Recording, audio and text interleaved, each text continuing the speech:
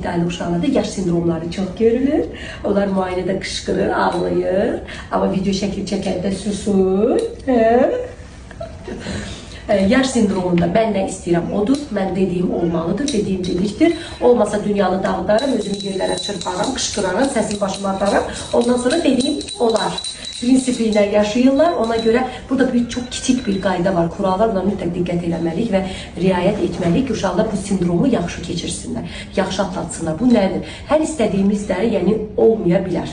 Bunu uşağa öyrətmək lazım. Məsələn, mənim telefonumu istəyir, bu olmazsa, uşaq ağladığı üçün, özü yerə çırpdığı üçün ana telefonu əlinə verirsinizsə, bu hər şey bu formada almağa alışacaq. Nə etməliyik? Əgər olmazsa, axıra qədər olmazları dəstəkləməliyik və bunu evdə olan hər kəs dəstəkləməlidir. Ananın yox dediyinə hər kəs yox deməyi bacarmalıdır və etməlidir ki, uşaq yoxlara öyrəşsin. Yoxsa ana yox deyirsə, nənə hə deyirsə, belə olanda uşaqla ananın münasibəti pozulur və uşaqda krizlər get-gedə daha da artır.